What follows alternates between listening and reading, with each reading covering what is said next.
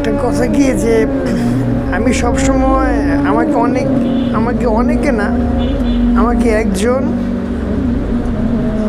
যে আমার বাচ্চার মা ছিল সে বাদে অনেকে আমাকে চিনে।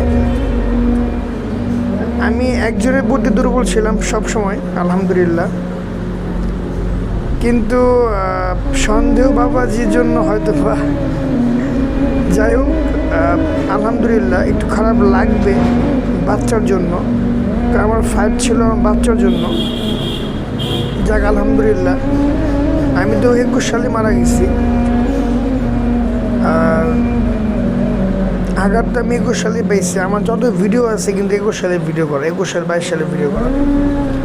সো যেহেতু আমি এখন single, divorce is not a big deal. অনেক সুপারস্টারের ডিভোর্স হয়। সো লাইফে পার্টনার লাগে না এমন না, সঙ্গীহীন মানুষ বাঁচে না। সো আমি এমন একজনকে চাই। আমার লজ্জা লাগতেছে বলতে, এটাই বোঝায় যে আমি কীভাবে, আমি তার সাথে হয়তো বা ফার্স্টে কথা বলবো 5-6 মাস, তারপর দেখবো, তারপর সে যে আমাকে ভালো মতো বুঝে, দেন আমি তাকে একটা কথা বলবো যে ভাই আমি কিন্তু একদমই গরিব, I have no demand and no complain, but আলহামদুলিল্লাহ আমি কর্ম করতে পছন্দ করি। সঙ্গী থাকলে হয়তো কর্ম আরও সুন্দর হয়, গোছানো হয়, গাইডটা সুন্দর হয়। ফ্রি মাইন্ডের মানুষ লাগবে। আর ডিমান্ড এরকম নেই, আর আমার এখন প্রিপারেশনও নেই। সো আমি এখন 6 মাস দেখব, দেন ইনশাল্লাহ বিয়ে আমি করব। কারণ বিয়ে ছাড়া একা থাকা সম্ভব এখন আর নাই। কারণ 50 বছরেও মানুষ বিয়ে করতেছে, আমি তো মাত্র 30।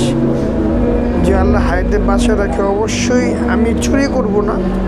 অনেকে আমাকে বলছে আমি নাকি মেয়ে দেখতেছি, তখন তো আমার বউ ছিল, তখন দেখবো কেন? আমি কাগজ পাওয়ার পরে সবাইকে বলছি একটা কথা, যে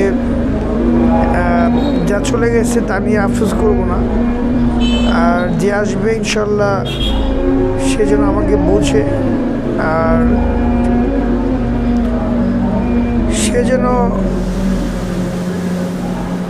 বুক ফুলে বলতে পারে যে মাই হাজব্যান্ড